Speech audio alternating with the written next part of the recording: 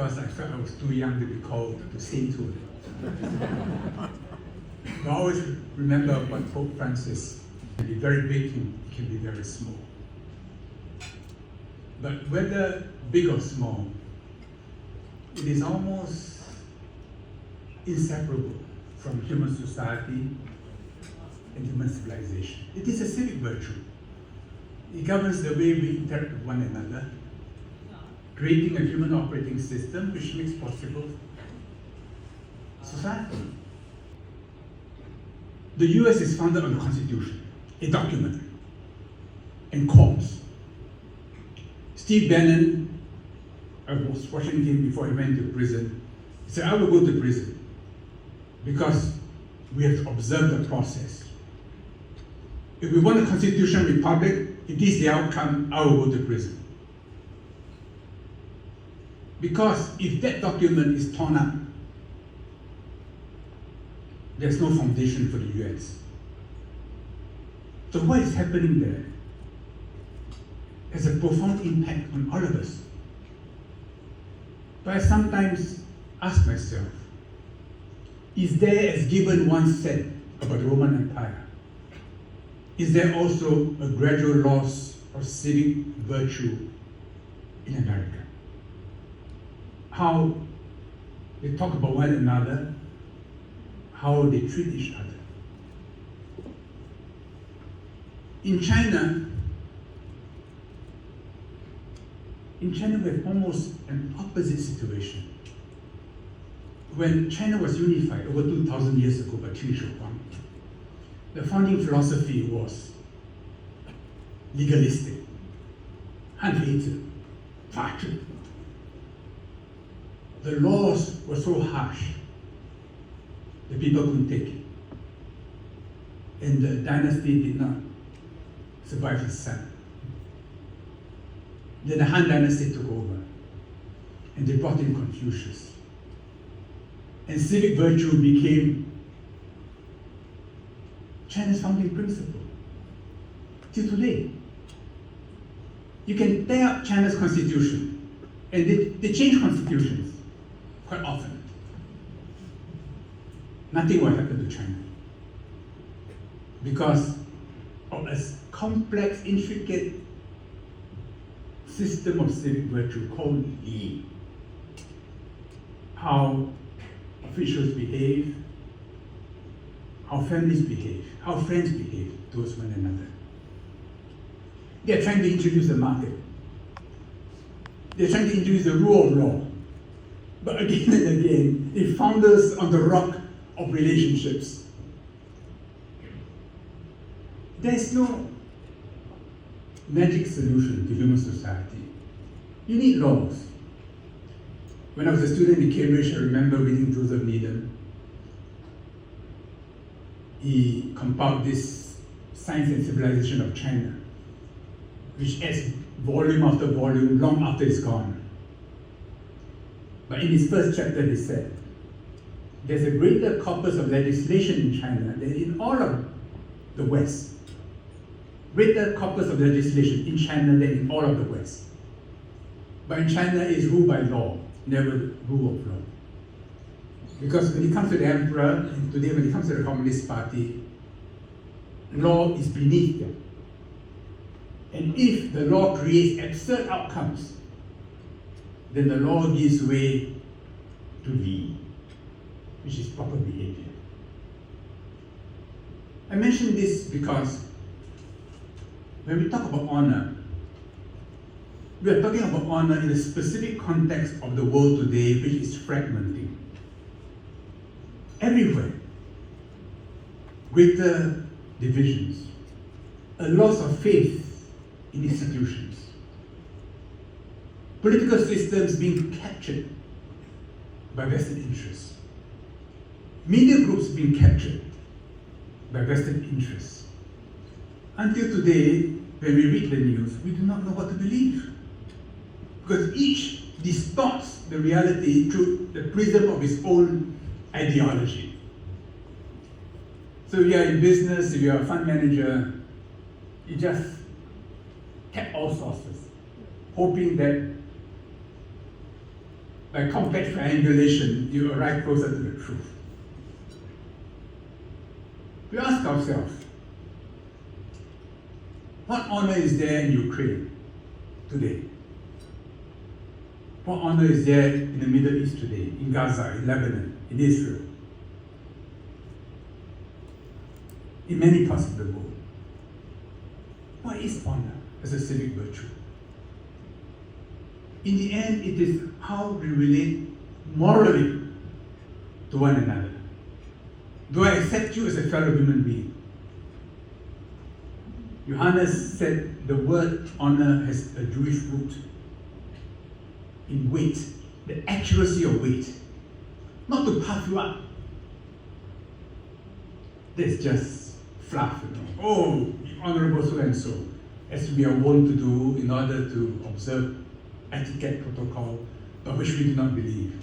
Honor is accurate weight. In other words, do not underweigh, do not overweigh, but treat each as a human being. That's very important. And when we do that, everything falls into perspective. You're in a refugee boat, you're in a refugee camp, you're in a concentration camp. Do you survive? You survive if the group operates as a group. If the group is held together by a sense of honor. It's more than just peer pressure and faith. It is something which even if no one else were around, you will still do. You know, I was a young officer with the US Army, being trained as a signals officer, the only foreign officer in the class of 19. They're all ROTC. There's one West Pointer who somehow got into that class out of cycle. Jackson is here, so I'll talk about toilets. We go in the toilet, if the ladies excuse me, at the urinal. And the West Pointer got angry with some of his classmates for not flushing. I was watching it with some curiosity, and I said, well, okay, in West Point, they said duty, honor, country. Some say ad nauseum, but you learn honor. It includes flushing toilets. But what if you're in a cubicle and you're alone? And you could do something to clean the toilet. You may not. You may make it dirtier. You may still be careful. You know, in Japan, it's very difficult to find a dirty toilet. Why? Is it just education? It cannot be. It's something very deep, something which is almost in the DNA, in the programming of a community. They have to look after one another. You know, in the hot springs, family hot springs, you take your bath in a tub, you get out, someone else goes into the same tub. But before you get into the tub, you scrub. And those of us who've been to Japanese onsen, not those of tourists, but really Japanese onsen, I was there scrubbing myself. The guy was there before me. I thought it was very clean. My skin was almost peeling off. And he was still scrubbing. I said, why is he scrubbing? But that's what they are. The water is to be reused. And so you must be considerate. And which is why they don't like non-Japanese in the hot springs. But today, to make money, okay, anything goes. Well, maybe they change the water more often. You know, Jack Sim he's here. His book was just launched by Tommy Coe. I was here, so I couldn't attend it. But I'll be doing another one for him later. He's implacable, you know. You know, toilets are a subject we don't want to talk about. But the cleanliness of toilets reflect civic virtue, reflect honor. Honor is not about high society conversations to the clink of champagne glasses among people who are perfumed and well-dressed. It is when we are in the red earth and how we treat one another. We know that if a toilet is dirty, it will become dirtier. But if the toilet is clean, there's a greater chance that it will become what it was. It is not something you say, okay, I have honor. No. I think honor is a struggle. Because there are always choices to be made. We sit down with somebody else, we can be more gracious, we can be less gracious, we can be more helpful, we can be less helpful, we can be kinder, we can be less kind. And sometimes we are tired, we say, oh, well, okay, I can't be bothered. But sometimes, somehow, something inside us tells us, no, do something. They say, okay, I'll do it. Or if you don't, later on you say, well, I should have done it, but never mind. And our children, they don't follow what we preach. They observe what we do. And they observe what we do privately. And there's no point telling them to do something which they don't see us do privately. That's honor. In a fragmented world, the larger forces, the big politics, Sino-American relationship, Ukraine, Middle East, these are all problems which we can do very little to affect. We can do our postings in the social media, but there's nothing we can do to affect big forces at work in the world today, partly unleashed by technology, partly globalization, accentuated by the social media, which creates a positive feedback loop, magnifying our prejudices, amplifying our ideologies, dividing us from one another. This fragmentation marks this phase of history. So what do? Since we still need to work with one another, we still need to raise money, we still need to live. So we fall back on tribal networks, family. Are you a Chinese? Are you a Jew? Are you a Parsi? Who are you? I trust you more because the group, the tribe, has its way of enforcement. In Africa, the Nigerian president Obasanjo was Lee Kuan Yew's good friend. In a speech he gave in Ethiopia, he said, let us be realistic. Western institutions do not work in Africa. Because when tribal affiliations are powerful, the idea of one man, one vote is just a game to play among tribes to get more for your group. If China were to have Western democracy in a society so driven by Kwanzi, it's impossible to govern. Some people say Xi Jinping is an autocrat because everything is concentrated in him. It's true. He's removed all the factions. He smashed all of them. But if you have factions, corruption is uncontrollable. Because you're going to feed the faction, which is what you see in Japan today. Politics in Japan is all about faction maneuverings. There's no magic solution to human society. But when we look at the rise and fall, the health of communities, we cannot run away from the fact that without civic virtue, without a moral sense, a society, however clever the laws, however efficient the markets, can work well. We forget Adam Smith, yes, he wrote The Invisible Hand. But years before that, he wrote The Theory of Moral Sentiments. He was first and foremost a moral philosopher before he was an economist. And we forget that when we talk about capitalism, when we talk about the market. Look at how people treat one another.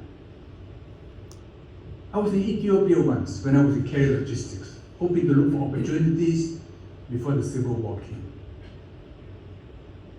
I was very surprised by the courtesy with which they treated one another.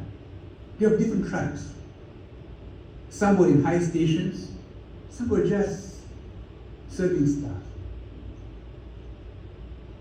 But they were courteous to one another. You see that in Japan. You see that in Indonesia.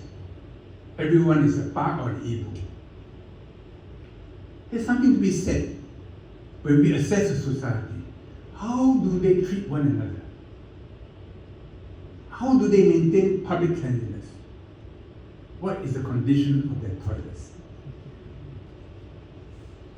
In my last few visits to China, I just came back from Kunming yesterday. I was surprised by how clean the cities have become. And in many cases, cleaner than Singapore. In Singapore, we need a rubbish bin every 10 meters. And even then, things fall in between. In Japan, you hardly see a rubbish bin. The rubbish bins are in their pocket and their handbags. They bring them home. In China, there are very few rubbish bins. That says something. But it also says something about us. And why, when we talk about honor Singapore, it is not a high society thing where we create a high level of culture among upper middle classes. No. It is reminding ourselves that despite the number of foreigners living here, despite our diversity, we must treat each other well and be considerate to one another. So the honor movement is a reminder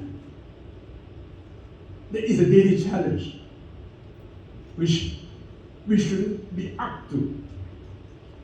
And we can't honor Singapore if we don't honor foreigners. We can't honor Singapore if we don't honor other countries. It's not possible because it means that we're hypocrites or we're selfish. And we're only selfishly Singaporean, then surely among Singaporeans we're also selfish. It's something to think about. If we push a virtue, whatever the context, that virtue will do good. And it makes all that we're trying to do worthwhile.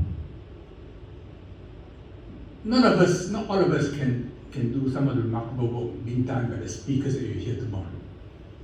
They are the saints of the movement. We are ordinary people, but each of us, every day, in our own little circle, can do something. I'm a Roman Catholic. Many years ago, I attended the canonization of Jose Maria Escrivá, and I visited some of their institutions. And there are these Spanish words, vale la pena. It is all worthwhile. Even if nothing dramatic comes out of it, do a little good, it's worthwhile. There may be gratitude, no one may notice it, it may make no impact, but it's worthwhile. Because in the end, it's about ourselves. So I'd like to thank Seong Guan, the leaders of this movement, and all of you for doing what might sometimes seem peripheral, but it's really core to what we are. Lee Kuan Yew quoted Hon Swee Sen, our finance minister.